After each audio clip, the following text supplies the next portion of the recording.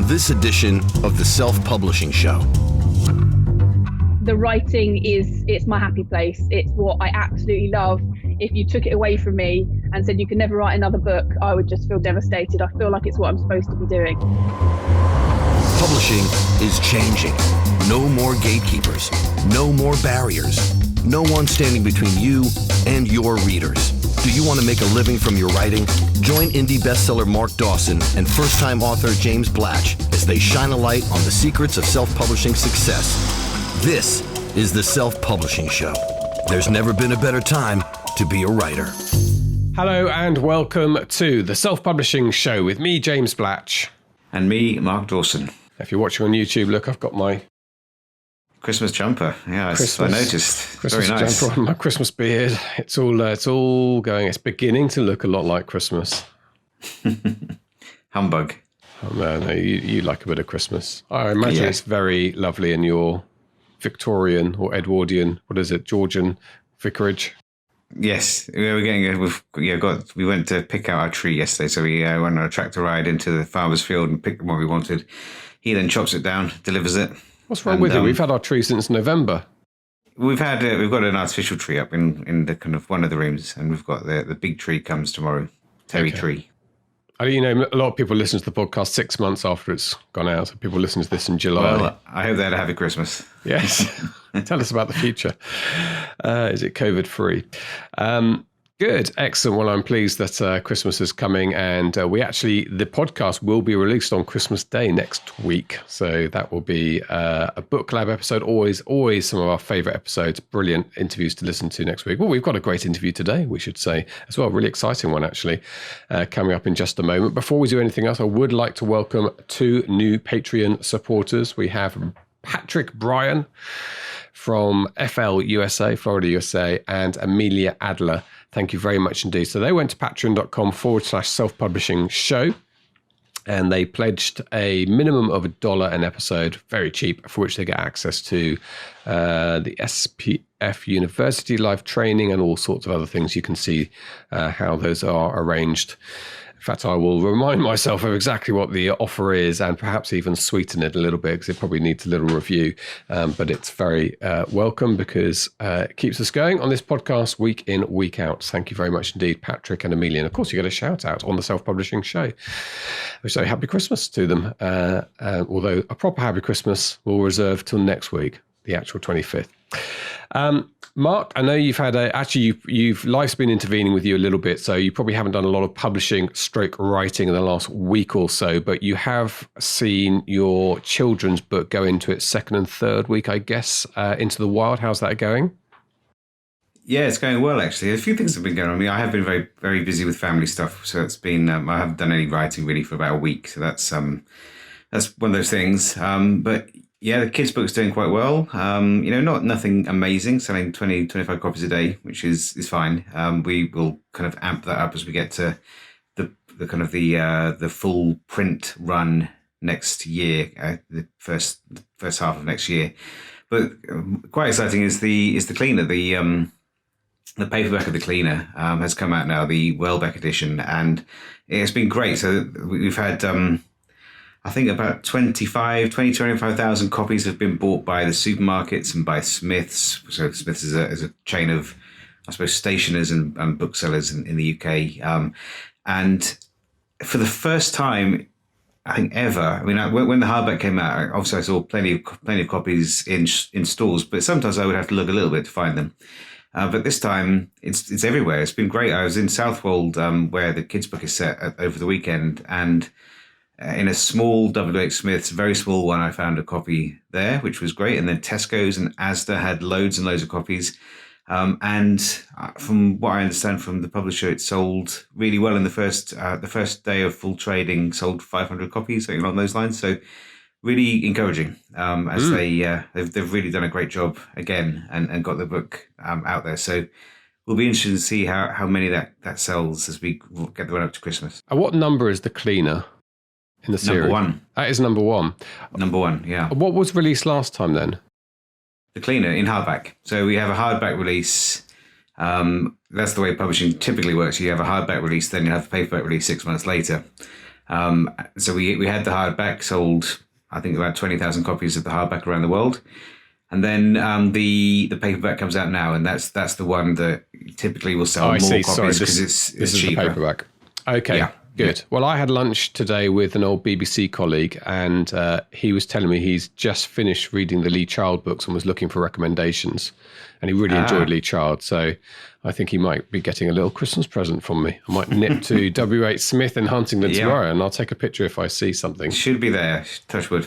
Yeah, good. Oh, well, that's exciting. And, this is a discussion we have a lot about what is the right path for people in trad versus indie and all that stuff. And one of the things, Jo Penn says this quite often when you talk to her, what's best trad versus indie? She says, what are your expectations and what does success look like to you? What do you want? And some people want to see their books on the shelves in bookshops. And for them, a trad deal up until very recently has been pretty much the only way to be able to walk into in numerous shops along a high street, a main street, and see your book on the shelf for sale. But this is exciting for you. Or this is a traditional contract, but it's very much you as an indie author having built yourself into a position where that's possible for a publisher to buy the book from you and put it into those shops. So it's another route rather than trying to query and beg an agent to take you on and then beg a traditional publisher to publish your first book for the first time. Yeah, so we don't need to go into all the details of what this deal looks like again because we've covered it before when we came out earlier. But it isn't a typical deal, and I'm not licensing away everything. It's not even I'm not licensing. It's a joint venture between me and the publisher, whereby they take care of print only. So I retain everything else, digital, audio, all of that kind of stuff. They handle print because they're really good at it, I can't as easily or even easily at all get those books onto those shelves. And it is I won't lie, it is really cool to see the book on a shelf. I've been there before a long time ago, but it wasn't when I was originally published, not very successfully. So it's lovely to see them on the shelves. But my view's always been it's nice, but that doesn't pay the bills. So it didn't pay the bills before. Just having them on the shelves is not really enough. I want to sell as many as possible. So it is lovely now to see they're at eye level as well. So I remember when I was originally published, but back in 1999, 2000, the book came out and it was kind of at shoe level. So no one is seeing it at all. But they're really well placed. And I think they're going to be deals of the week in some of the stores. Wow. Just after Christmas. So that's really, really great. I really can't say enough about what a great job the publisher's done on this. This is Welbeck. We should give them a shout out. Yeah. You've been really pleased with everything they've done. And what a fantastic position for you, of course, because this is book one in your series, as you say, and we know what read through is worth. And some of those will wait for the hardback or paperbacks to come out in the future. Some people will go online and buy the ebooks as a result of that. Some will. I think there's a fairly distinct audiences. I think if they were going to read the ebook, they may already have done that. But they've discovered you this way, haven't they? Yeah, that's true. I think the people who are discovering me now probably don't read ebooks. Okay. My view would be they probably do prefer printed books, and that's fine. As we've mentioned before, the majority of book sales are still dead trees. Then I don't know exactly what the split is, but it's 30-40% ebook. The rest is the old-fashioned way of doing things. So it's a huge market, and I haven't been able to tap it before. So this is pretty exciting. You're basically J.K. Rowling now, who has her books traditionally published, but she holds on to the ebook. I'd take a percentage of her success, and I'd be very happy with it. Yeah, probably less than 1% of her success. 0.5% would be fine by me. Yeah, a fraction of a percent. I'd be a very happy author. Yeah. Good. Excellent. Well, good luck with that. I definitely will go into town tomorrow and I'll see if I can add to the pictures that pop up in the Facebook group. Oh, I'm out of focus again. I'm getting told off by John Stone. I don't know why my camera's doing this. I can see the focus area. Oh, there you are. If you're watching on YouTube, I do apologise. It's not your eyes. It's my camera, which is weird. I can see the focus area right over my face. Perhaps it doesn't like my beard. It's beardist, this thing. Anyway, right. Look, let's move on to our interview today. Really enjoyed this chat with Anna McNuff. who came to our attention when she was shortlisted for the Kindle Storyteller Award. So this is an award run annually by Kindle. It's very easy to enter, actually. You just, I think you turn one of your keywords into Kindle Storyteller 2021, it would be for next year. And that automatically means your book is considered for the award. They have an august judging panel, which may or may not include somebody on this podcast. Does, I don't know why I said that. Does include Mark Dawson, at least did last year and the year before. And it's competitive. And we've spoken to the winners before, and we know that these are books that have passed through a lot of hoops by the time they get through to the judging bit. And I think it's probably relatively confidential, that aspect of it, so I won't ask you too many questions about that. But you can guess that this is a strong book. What's unusual about it is it's effectively a memoir. It's the story of Anna out trekking in South America and around the world, because she's been a bit of a traveller, a nomad in recent years. And she's one of a gang of people I've discovered doing this interview online who are part of this little fraternity of people who do this. They go out travelling and they write about their exploits, they blog about it, they do interviews. And Anna's turned it into a very, very good and readable book. So let's hear from Anna, then we'll have a chat. We'll have a chat with Mark off the back of this. This is the Self-Publishing Show. There's never been a better time to be a writer.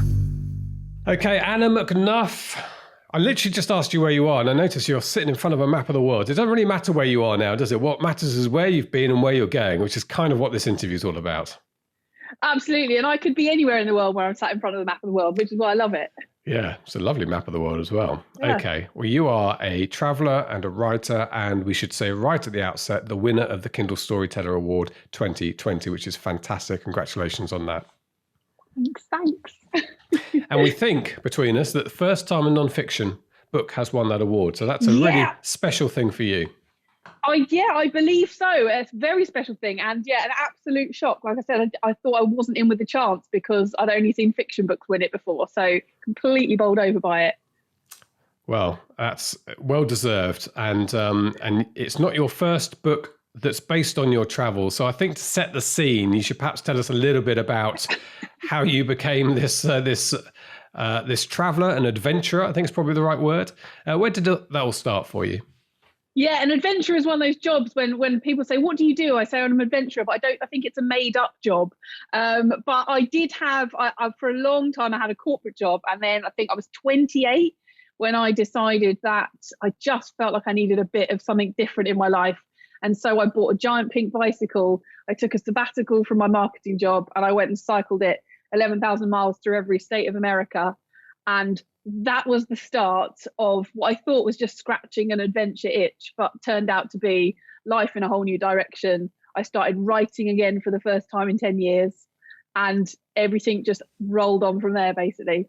Let's just talk about that transition, because I've changed careers a few times. I've taken sort of pay cuts in half just to start again. And a couple of my friends have said to me that they could never envisage themselves doing something like that. I think it's a big risk and it's a different sort of personality that can do it. In your case, I think I'm talking to somebody who I would say, I don't think I could envisage myself doing something like that, because that is a massive thing to do, a massive change in your life to do. Yeah, and it's funny because it's so relative, isn't it? You know what's frightening to you. And at the time, it didn't make any sense because by the looks of things, I had a cracking job. Everyone on the outside would say, oh, you've got a great life. But that's there was this mismatch between what I felt like I was doing with my life and what everyone else was telling me was a good life. And I just realized everyone around me was loving their jobs. I mean, it was all about spreadsheets and numbers and lining up PowerPoint boxes and people were getting so excited. And I thought, I am not coming into this office every day with nearly the passion that you have. Therefore, something is wrong. So it is scary and it is terrifying. And I think the biggest thing I remember thinking when I went to do this trip is, I have no idea where this is going to lead me, but I cannot fight the feeling that it is the right thing to be doing. Yeah. By the way, there's nothing wrong with loving spreadsheets. I love a spreadsheet. Don't get me wrong. Yeah. A good colour-coded spreadsheet, I'm all there with you. I would happily never see a PowerPoint again in my life, but spreadsheets, I could while away a weekend. I often do. Okay, so how does this work? Did you have a load of savings? Or, how do you fund yourself? Because it doesn't sound like you earn a lot of money cycling a pink bicycle through American states. Funnily enough, that is not something that people want to pay you for. I mean, shock horror. No, at the time, so I had all of those reasons not to go. I had a mortgage. I had no savings. I'm terrible at saving money. So I thought when I made the decision, it was about a year between making the decision before I left for that first trip. And I thought, well, you've either got to earn more, spend less. So I took a second job in a weekend in a bike shop. And for 9 months, I worked 7 days a week. And my weekend job was actually harder than my marketing day job because I had to be on my feet all day talking to customers about bikes. And that was it. And basically, I became a recluse. I lived on baked beans on toast. I didn't do any cycling. And after those 9 months, I had just about enough money to get myself on the road for 6 months.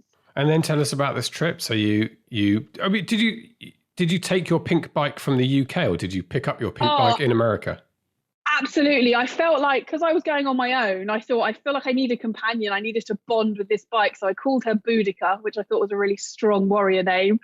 And again, when I was choosing the bike, there were all these sensible colours like green and black, which apparently was supposed to help you blend in when you're wild camping.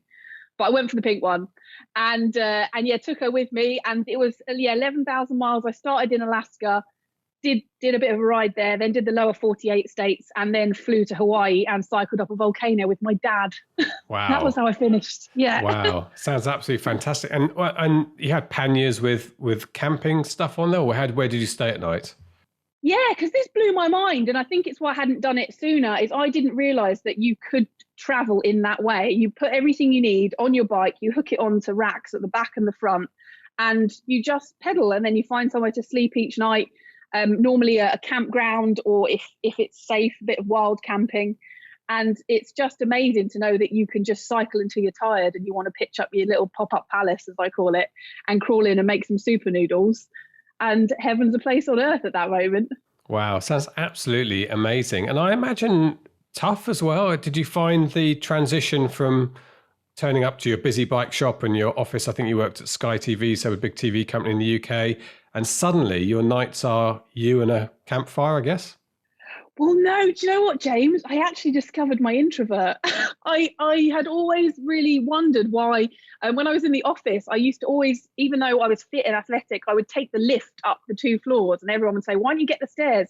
And I remember I used to enjoy that quiet 30 seconds when the doors shut, and I would just enjoy that moment up. And so on that first bike trip, I realized that I was actually really happy spending a lot of time by myself, and that being by myself, I allowed all of these creative thoughts to come out. And that's when I started writing a journal, what led to a book.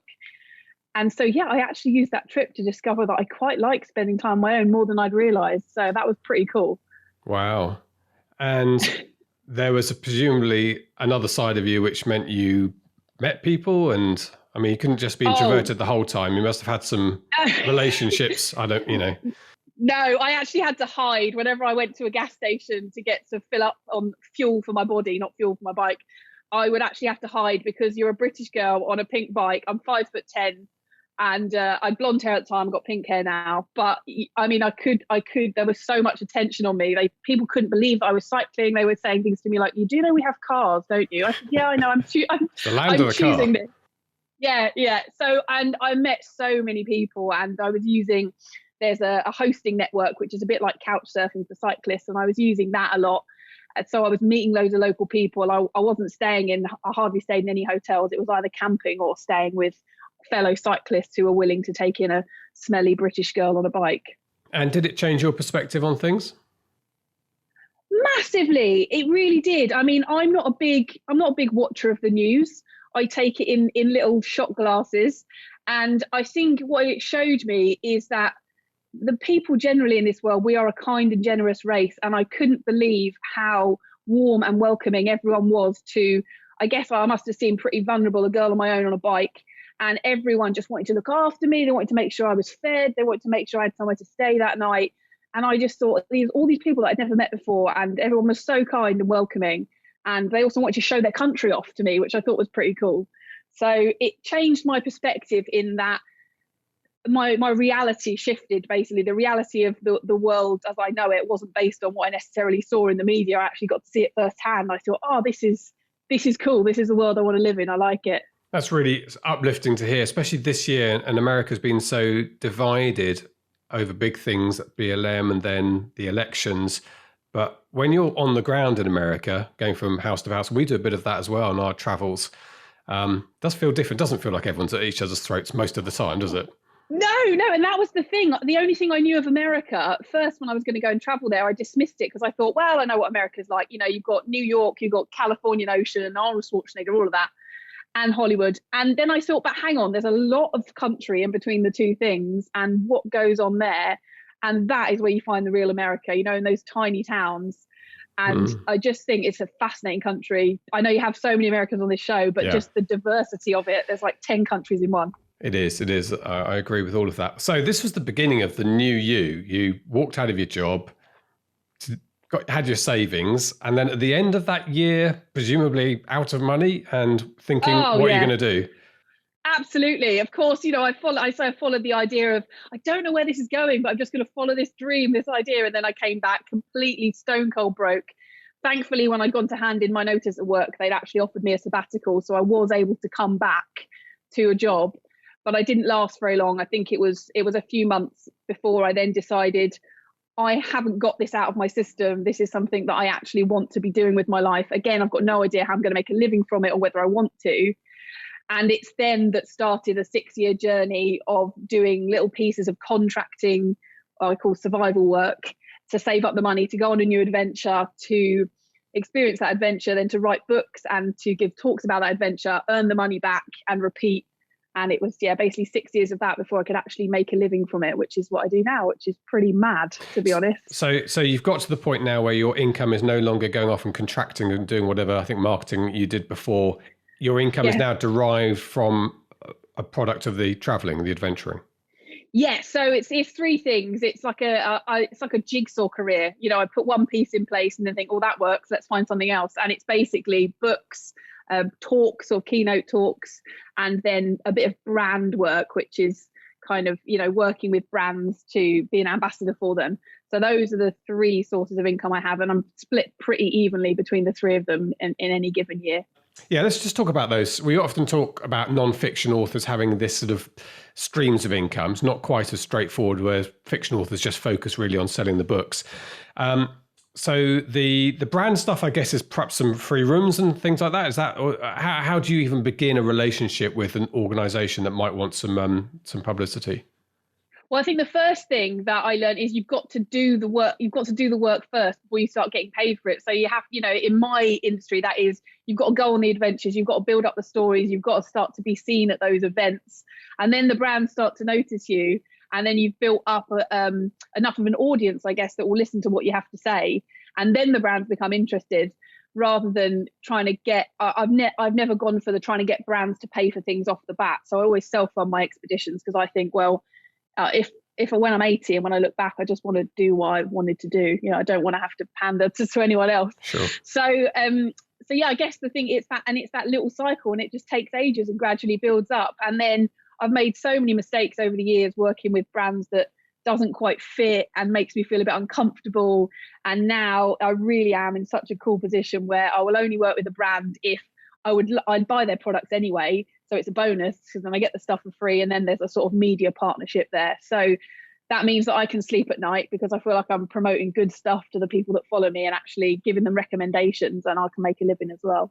And do you have a particular social media platform that you use for this?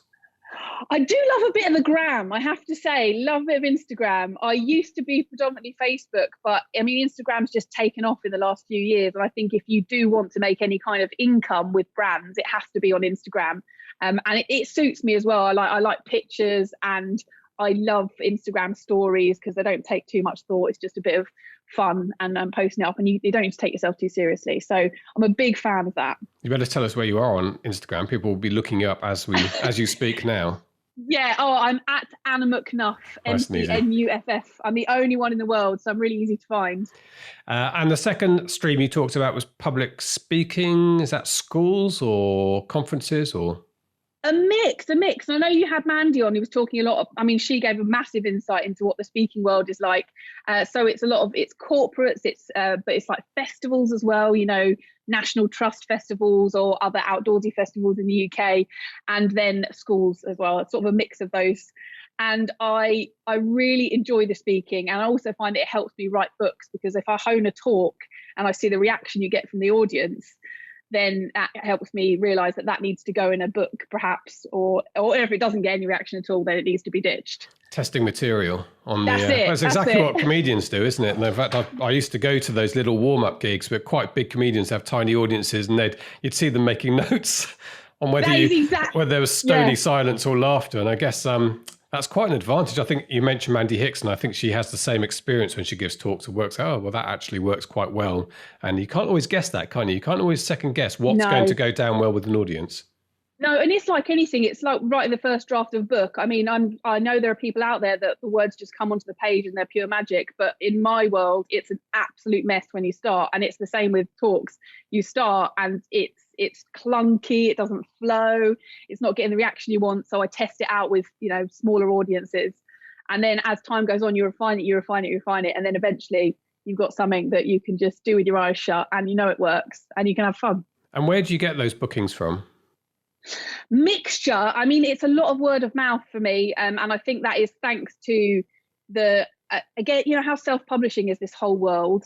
Well, there is this adventure world, and if you're in that circuit, your name gets known and you get booked. And then, of course, all the people that come to adventure evenings or film festivals about adventure, they all normally tend to have corporate jobs. So, and in their corporate job, they're normally looking for someone that's a bit different and isn't the usual business speaker. And I run around and basically just tell stories and try, I'm not very business messagey. There's no bullet points going on. And I've got this point in one of my talks where I rip off a pair of stripper trousers and I'm wearing some unicorn leggings. so people don't forget that. That's it. That is exactly what I thought. I've done it in some very corporate environments. And I thought, well, they're not going to forget, are they? So hopefully they'll remember something from this talk. You mentioned the books there. At what point did you start thinking that you could write books about your traveling? It was when I came back from that first trip to America. I had a journal, an old school. I'd handwritten a journal, which I would never do nowadays. It's far too much effort. But I'd really enjoyed that process. And I came back and I thought, there is so much in this journal. I'm pretty sure there's a book in here somewhere. And as I'd gone along, I'd been sharing blogs because I just felt compelled to.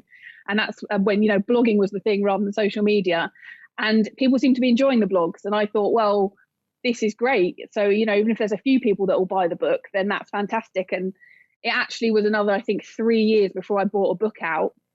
And I didn't even bring them out in order. I actually wrote a different one first. But that was the start of it, was me thinking, well, I'm putting something into the world and people seem to be enjoying it.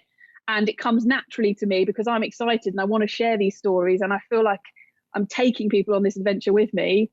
Then this is probably, again, something that I should follow. No idea where it's going to go. Classic, of course. And how did you set about crafting the books, those first couple of books you wrote? Did you read other adventure books, or did you just work off instinct?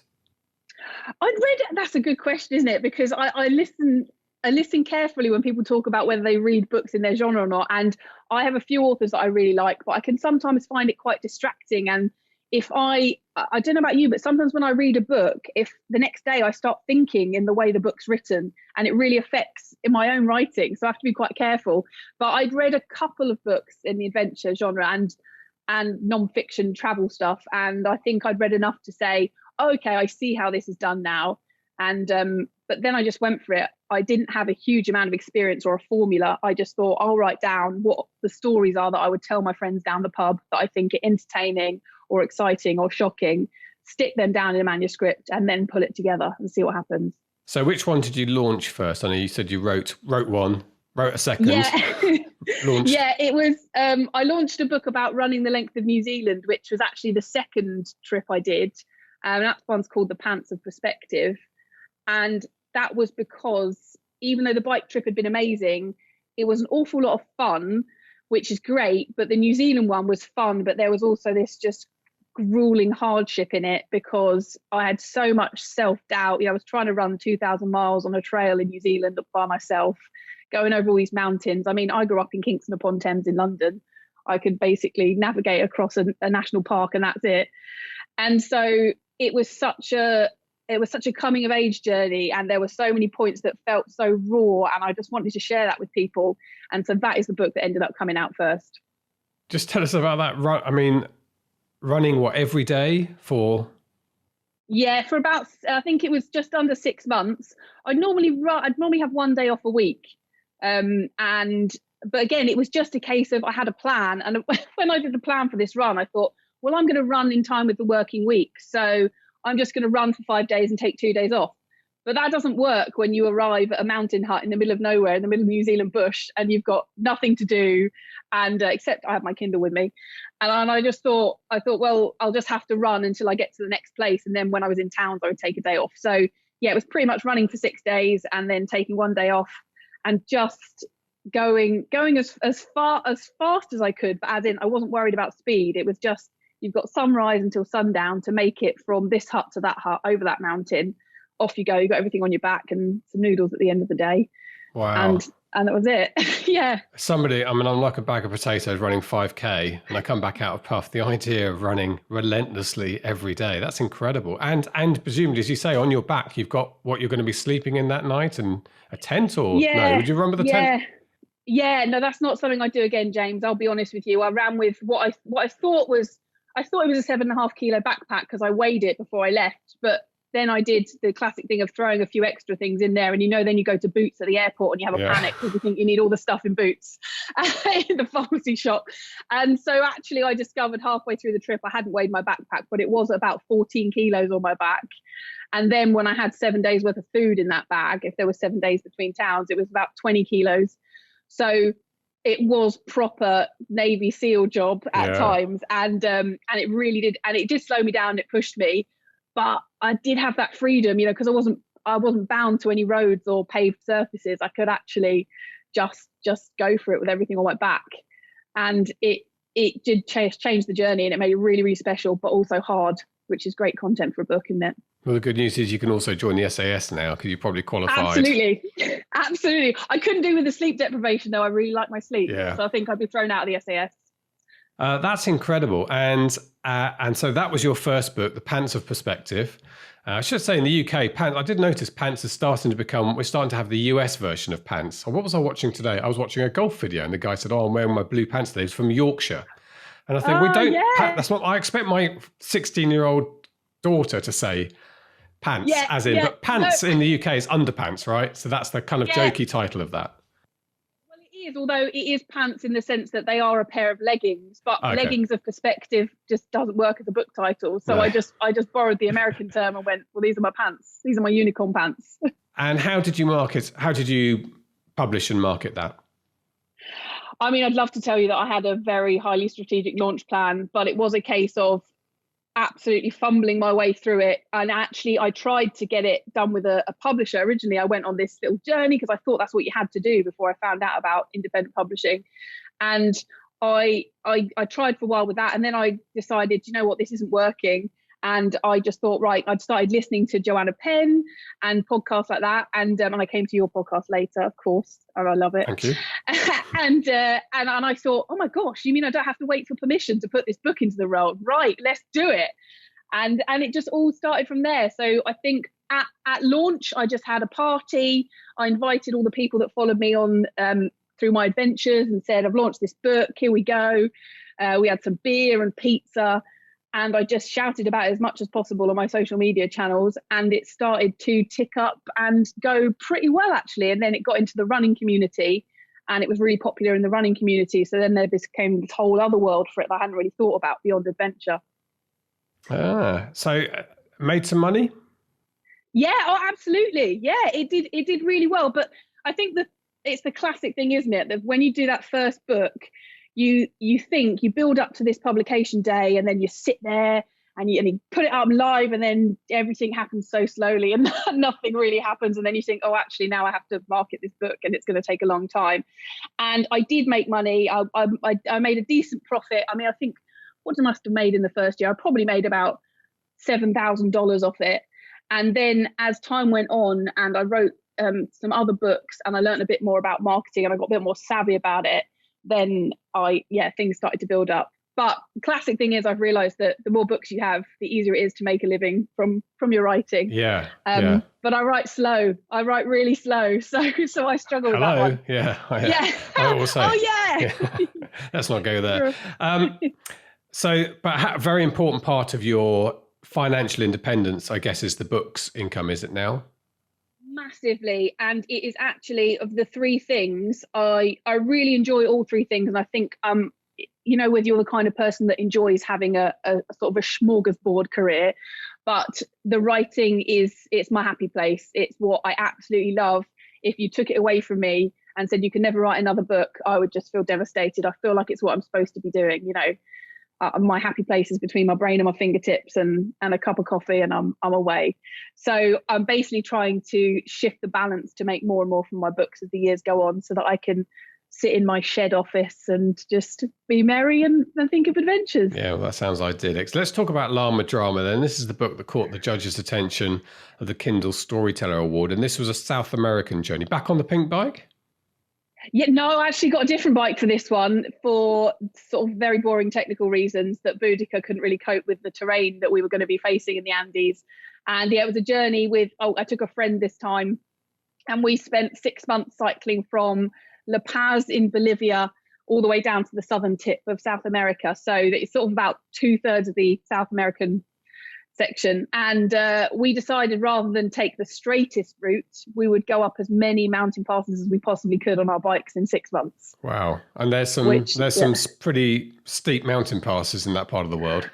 Yeah, I mean, apparently, yeah, there absolutely are. And they, a lot of the time we were above 4,000 meters above sea level. So you're puffing a bit. And again, just a little bit. Yeah. And I had never been, I think, above 2,000 meters before I landed into La Paz airport and wondered who'd stolen my oxygen and what was going on.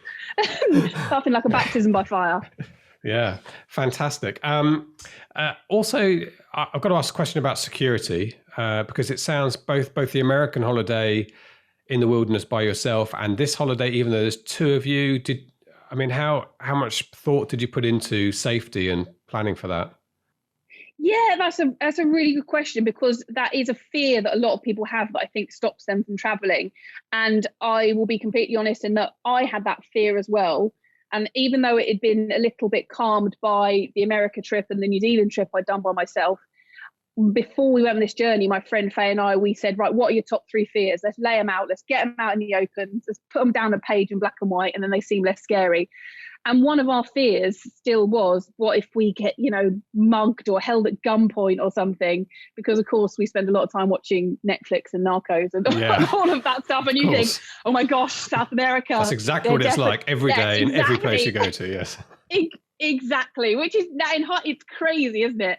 But I thought, well, even if you're thinking it, you're allowed to think it. But we had absolutely none of that experience. I think when you're traveling, trusting your gut is a cliche, but it's so true. You know and you feel when you're in a dangerous situation. And actually, I've hardly ever found myself in a dangerous situation because of people. I mean, I've met some strange individuals, but the only time I've ever felt in real danger is either at the hands of Mother Nature, so I'm up a mountain and the snow's coming in or something, or it's because there's weather, or there's loads of trucks on the road and I'm on a busy main road and I can't control those cars and what's going on and whether they're on their phone or not.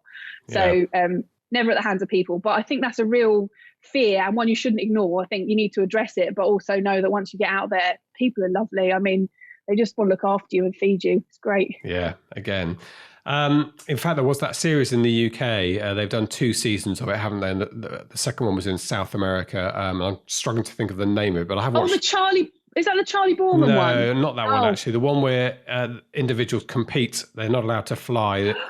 What's it called? Race? Is it called like Race Around the World? I think it might something like that. Human Race? Anyway, the last one was in South America, and exactly the points you're making. First of all, safety is a consideration, and despite Narcos being an exaggeration, there are some murder capitals in that part of the world, unfortunately. So that featured there, but just the people whose houses, when they were desperate, knocked on the door and suddenly they're having dinner with the family, making lifelong friends. And that's, it's incredible to see. And that, of course, is much more representative of humanity, isn't it, than almost anything else we see, as you're telling us.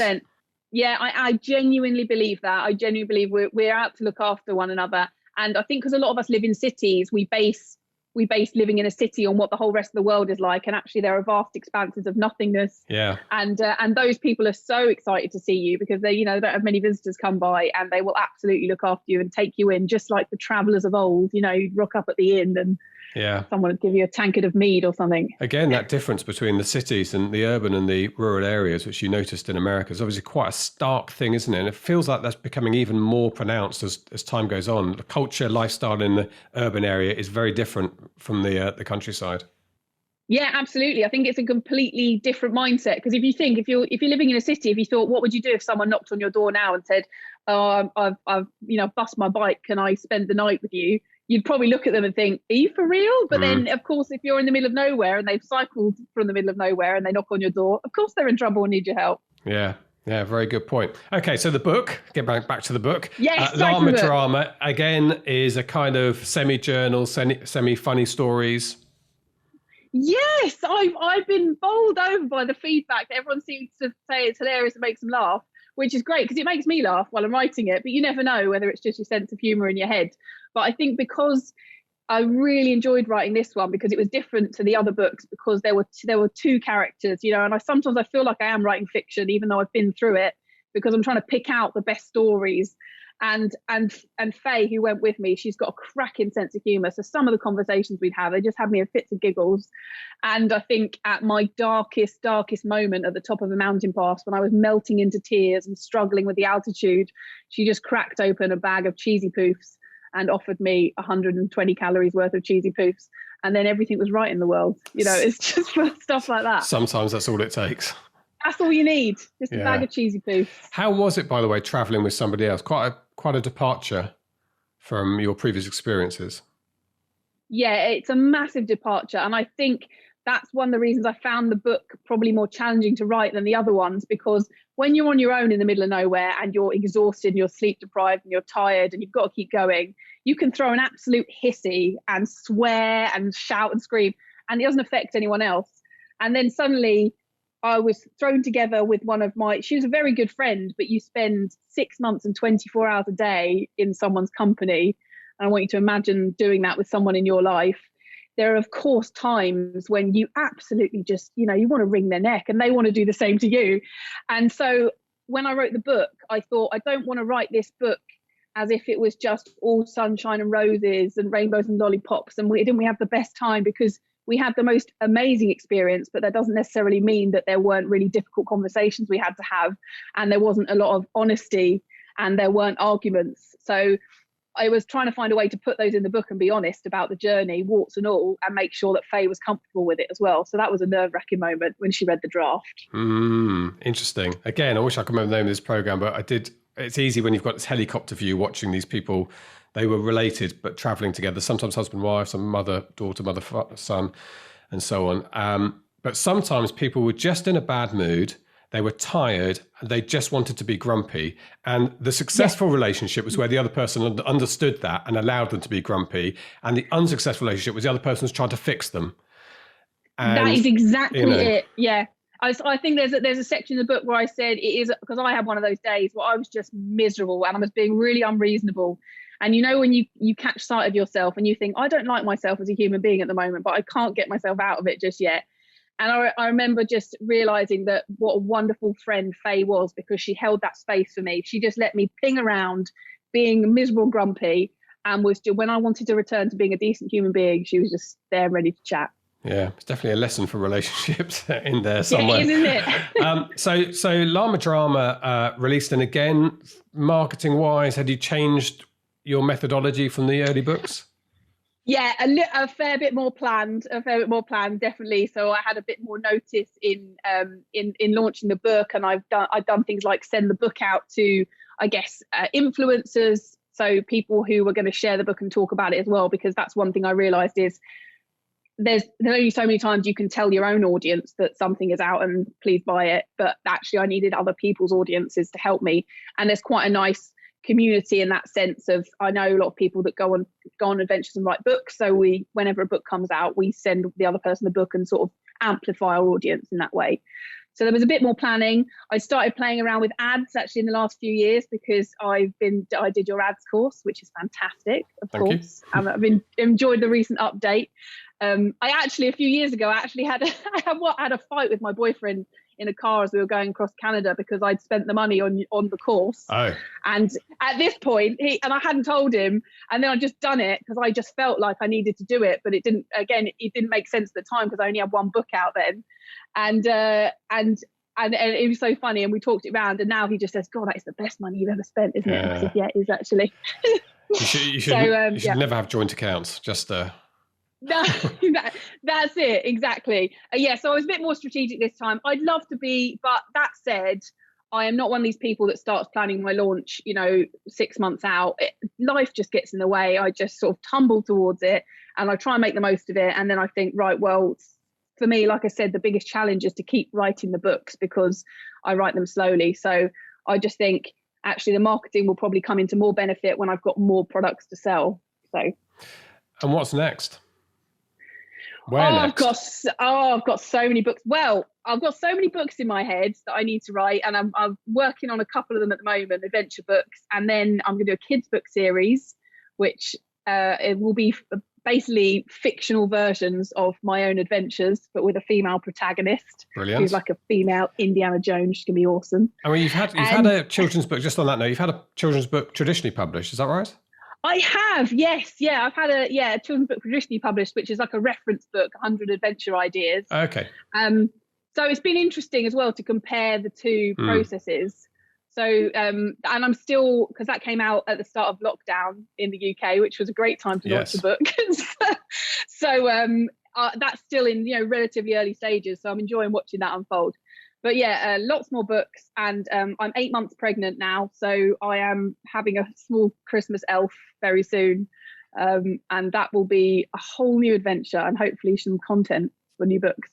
Yeah, and in terms of adventures, you mentioned boyfriend, baby, these change a little bit. Best Will in the World, it's not quite the same as being in your 20s and disappearing off for a year. Yeah, absolutely. I think we're very realistic in that we absolutely will keep adventuring. They're just going to be different adventures. It's going to be all about making sure the kids are happy. We're going to get an adventure wagon, probably going to take off around the world for a few years and live out of it. But my boyfriend, Jamie, he does the same thing. He runs across countries dressed as a superhero called Adventure Man, because that's what adults do. Mm-hmm. And he, exactly. So we both said a few years ago, right, let's get these big solo adventures out of our system, and then it'll be time to start a family. And again, no idea what direction we're going to go in, but hopefully it's all going to work out and we'll just have new stories to tell.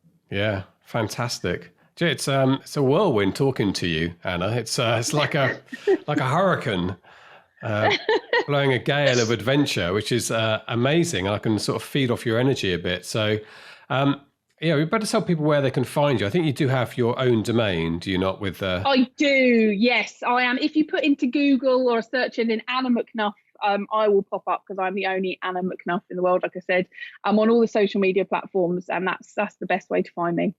Brilliant. Well, thank you so much indeed for joining us. Very, very best of luck with your new adventure. Some might say your biggest adventure yet, which is having your Christmas elf. Is it literally Christmas time due? December the 11th. Okay. So, yeah, and it's my first one. So apparently they're late. Apparently they turn up a bit late to the party, but we'll see. We'll see. Yeah, it'll be a lockdown baby, won't it? If it's a little bit early as well. So yeah, good luck with that. Let's stay in touch. Let's talk in a couple of years' time and see how you're getting on with your adventure books and your adventures. Anna, thank you so much indeed for joining us. Brilliant. Thank you so much for having me on. It's been a pleasure. This is the Self-Publishing Show. There's never been a better time to be a writer. There you go. Lovely to talk to Anna. I was really intrigued in some of the sort of practicalities of living that type of life. And obviously she's now looking at babies and home. And so life changes a little bit for her necessarily, but it won't be long, I think, before she's out traveling again. And this felt to me like an unusual choice, Mark, because I was expecting it to be another fiction book, not necessarily a very commercial genre fiction book. It could have been a slightly out there literary fiction book, but this just felt a little bit out of left field for the award. Yeah, it was. I'm not going to say too much about, I'm not going to say anything at all about the actual judging process, because I can only speak for my own feelings about it. And it was a good crop of nominees this year. I think 5 books we read. And for me, Anna's was the best by. They were all good, and I enjoyed them all. But Anna's was the best by a good distance for me. I really enjoyed it. She's a really good writer.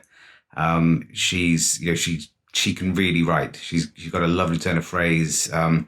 And the book is funny, it's interesting, it's sad, it's it really does run the gamut of emotions as you read it. I loved it, and Mrs. Dawson read it as well. She really loved it.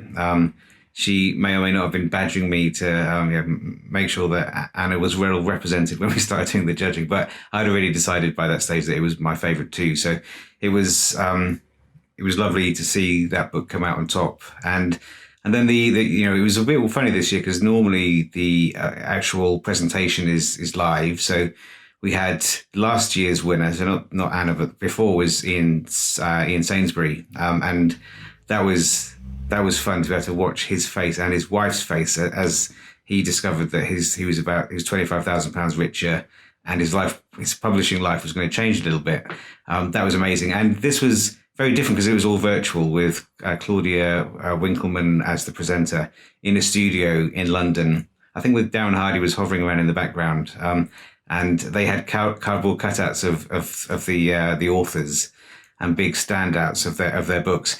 And they did we had a split Zoom screen as Claudia announced the winner, and Anna's face was a picture. And then her boyfriend, husband, I think fiancé, could have jumped on camera and gave her a big kiss. So it was really lovely. So yeah, I was delighted for her. It's well deserved. She's a really good writer. Yeah. Well, Llama Drama, as a reminder, is the name of the book. And self-published, not necessarily always the case with Kindle Storyteller, I guess. I think they are all self-published. Are they all self-published? Or not? Could a small indie publisher enter their books? I don't know. Not sure about that. Anyway, but yeah, self-published in July this year, and has done really well. I think just organically has really taken off. And lovely. She's a natural enthusiast for life, and I think you probably need a bit of that to survive in your own company in some fairly arduous situations.